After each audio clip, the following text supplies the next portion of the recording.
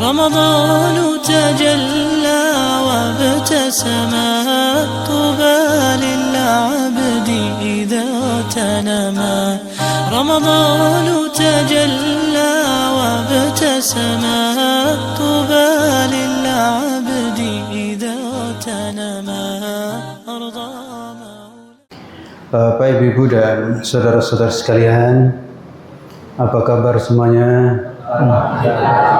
Sehat, bapaknya sehat, ibu-ibu sehat, sudah buka puasa, besok siap puasa lagi. Ini malam yang keberapa nih? Halo? 13, 14? 14, ada yang 13? Iya. Ya, nggak usah gegeran ya. Nanti hari rayanya insya Allah bareng sama insya Allah. Ya. Dan semoga semuanya masuk surga bersama juga. Amin ya rabbal alamin. Bapak, Ibu, dan saudara-saudara sekalian, Allah Subhanahu wa taala berfirman dalam surat Al-Ankabut ayat 61. Wala in sa'altahum man khalaqas samawati wal ard wa sakhkhara asy-syamsa wal qamar la yaqulunna Allah fa anna yufakun.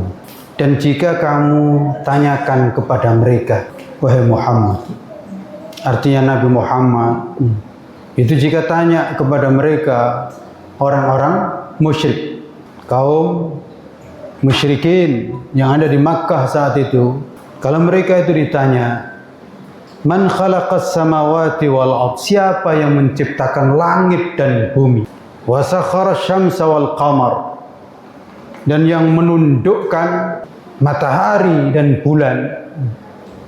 Karena matahari dan bulan itu kan betul-betul disiplin. Terbit tidak pernah terlambat, terbenam juga tepat pada waktunya. Begitu juga dengan bulan, juga begitu. Dan oleh karena itu, kita manusia ini tahu besok pagi itu matahari terbit jam berapa, kita tahu. Kita bisa ngitung. Karena apa? Nggak akan meleset. Agak beda dengan kita kan. Kalau kita besok pagi bangun jam berapa, macam-macam itu. Kita macam-macam. Ada yang nggak bangun itu. Tapi kalau matahari pasti. Karena disiplin, karena tunduk dan patuh kepada Allah. Begitu juga dengan bulan. Bulan itu sama itu semuanya itu kan. Meskipun sekarang ada yang malam berapa? Malam 13, ada yang malam 14. Itu sebenarnya bulan sama. Hanya manusia itu sebagian mengira ini masih kurang. Ini sudah cukup. Itu aja persoalannya. Jadi orang-orang kafir kalau ditanya tentang matahari, tentang bulan, dan juga tentang langit dan bumi, siapa yang menciptakan? La yaqulunallah. Niscaya benar-benar mereka mengatakan Allah. Mereka serempak mengatakan Allah. Karena memang tidak mungkin bumi menciptakan bumi. Tidak mungkin langit menciptakan langit. Tidak mungkin matahari itu begitu disiplin, begitu teratur, kecuali pasti ada yang ngatur. Dan itu tidak mungkin kecuali Allah. Karena nggak ada yang bisa mengendalikan matahari. Tidak ada yang bisa mengendalikan qamar, bulan. Mereka pasti menjawab Allah. Tapi sayang, fa anna yufaku. Lalu bagaimana mereka bisa dipalingkan? Artinya bagaimana mereka bisa berpaling menyembah kepada selain Allah? Kalau mereka mengakui bahwa Allah itu pencipta alam semesta, terus kenapa mereka itu kok menyembah berhala? Kenapa mereka menyembah patung-patung yang banyak itu macamnya? Bukankah seharusnya yang disembah adalah yang menciptakan? Bukankah yang disembah itu adalah yang maha kuasa? Bagaimana mereka bisa menyembah sesuatu yang tidak punya kuasa? Di sini. Itulah maka mereka disebut sebagai orang-orang jahiliyah. Meskipun mereka pada dasarnya tahu siapa yang menciptakan langit dan bumi, mereka tahu. Tapi sayang, pengetahuannya tidak bisa menyinari kehidupannya, sehingga mereka tetap salah dan sesat. sesuatu yang hina, yang tidak bisa apa-apa, justru ditakuti, justru disembah, diberikan ini dan itu. Sementara Allah yang diakui sebagai pencipta langit dan bumi seringkali diabaikan. Iya, mereka ada sesekali menyembah kepada Allah. Itu biasanya saat sulit. Jadi orang-orang jahiliyah itu saat sulit, saat musibah, saat paceklik nyembah Allah. Pas senang nyembah berhala. Nah, Bapak, Ibu, dan saudara-saudara sekalian, dari ayat ini kita bisa mengambil pelajaran bahwa ajaran para nabi dan para rasul itu yang sangat utama, itu adalah tauhid, yaitu mengucapkan la ilaha illallah sekaligus membuktikan dalam amal perbuatan.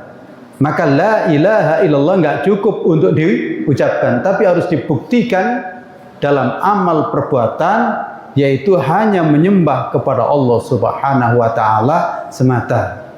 Jadi tauhid itu adalah keyakinan bahwa tidak ada Tuhan selain Allah, dan ucapan la ilaha illallah, tidak ada Tuhan yang patut disembah dengan benar kecuali Allah, dan sekaligus dibuktikan hanya menyembah kepada Allah Subhanahu wa taala semata, tidak menyembah selain Allah. Itulah maka kita punya ikrar iyyaka na'budu wa iyyaka nasta'in. Hanya kepadamu ya Allah kami beribadah, dan hanya kepadamu ya Allah kami mohon pertolongan.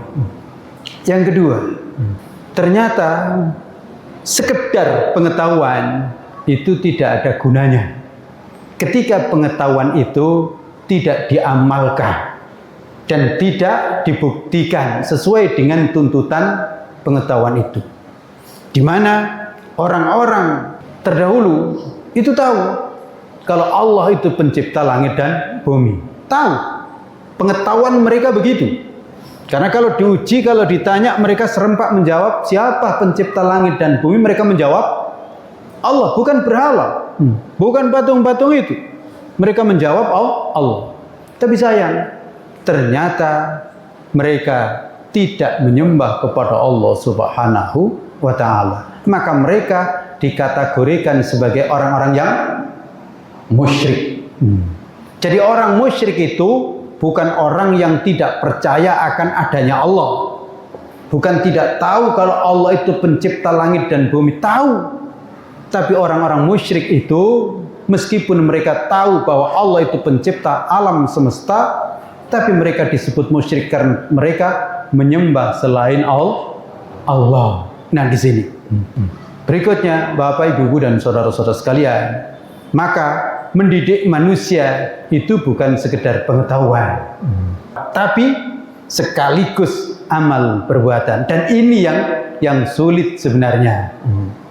Kalau sekedar memberitahu, menunjukkan ini dan itu, ini baik, ini buruk, gampang. Tapi apa betul ketika tahu ini baik, ini buruk, lalu kemudian mengamalkan yang baik dan menjauhi yang buruk? Ketika mengajar manusia bahwa pencipta langit dan bumi itu Allah, iya, itu gampang. Dan ternyata meskipun nggak diajarin, manusia tahu. Tapi yang sulit adalah membuktikan hanya menyembah kepada Allah Subhanahu wa taala. Termasuk bulan Ramadan. Kita di bulan Ramadan tahu, ya kan? Puasa itu wajib. Salat tarawih sunnah. Salat isya itu fardu, wajib. Tapi apakah betul kita mengamalkan dengan sungguh-sungguh atau tidak?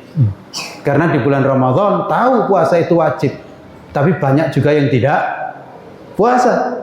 Kalau ada yang puasa di awal puasa, setelah itu nggak puasa lagi. Gitu. Termasuk juga puasa wajib, tidak makan, tidak minum. Tapi nanti bagaimana setelah di luar bulan Ramadan? Apakah tetap tidak makan dan tidak minum yang dilarang oleh Allah atau tidak? Nah, ini kan kita puasa ini kan murni mengikuti Allah, tidak makan karena dilarang oleh Allah. Yang nasi itu pada dasarnya halal, tapi kita tahu di siang hari menjadi haram. Nah, nanti di luar bulan Ramadan, apakah kata kita masih mengikuti Allah Subhanahu wa taala atau tidak? Dan terbukti banyak yang ternyata tidak ikut Allah Subhanahu wa taala. Sehingga yang haram, yang jelas diharamkan oleh Allah Subhanahu wa taala, tetap juga ujungnya diambil, dikonsumsi dan seterusnya, termasuk salat. Kita alhamdulillah salat tarawih hukumnya sunnah. Salat isya hukumnya fardu, wajib. Tapi nanti di bulan Ramadan gimana? Masih ke masjid atau enggak ke masjid lagi? Banyak yang mengatakan enggak ke masjid lagi karena sudah tidak ada tarawih. Padahal salat isya masih ada. Inilah Bapak Ibu dan saudara-saudara sekalian, pendidikan yang dibutuhkan oleh manusia itu adalah pendidikan di samping pengetahuan adalah amaliyah. Dan amaliyah itu yang sangat menentukan. Karena terbukti orang-orang musyrik dulu mengatakan Allah Tuhan kami. Tapi mereka dikatakan sebagai orang-orang musyrik karena ternyata mereka tidak membuktikan, hanya menyembah kepada Allah Subhanahu wa taala. Dan perlu diketahui bahwa tidak ada dosa yang lebih besar daripada dosa kemusyrikan, yaitu mengakui Allah sebagai Tuhan tetapi ternyata menyembah kepada selain Allah Subhanahu wa taala, atau menyembah Allah tapi juga menyembah selain Allah. Itu musyrik dan itu tidak akan diampuni oleh Allah Subhanahu wa taala. Innallaha la yaghfiru an yushraka bihi syai'an wa yaghfiru ma duna dzalika liman yasha. Sesungguhnya Allah itu tidak akan mengampuni apabila disekutukan dengan yang lainnya, dan Allah mengampuni dosa selain daripada kesyirikan bagi yang dikehendakinya. Semoga Allah Subhanahu wa taala mengampuni kita semuanya, menerima taubat kita dan menerima amal ibadah kita bersama, sehingga mudah-mudahan kita semuanya diberikan anugerah oleh Allah Subhanahu wa taala di bulan Ramadan ini, anugerah Lailatul Qadar, menjadi orang-orang yang benar-benar bertauhid, hanya beribadah kepadanya semata dan mengikuti Nabi Muhammad sallallahu alaihi wasallam, sehingga nanti insyaallah dipertemukan dengan Nabi Muhammad sallallahu alaihi wasallam.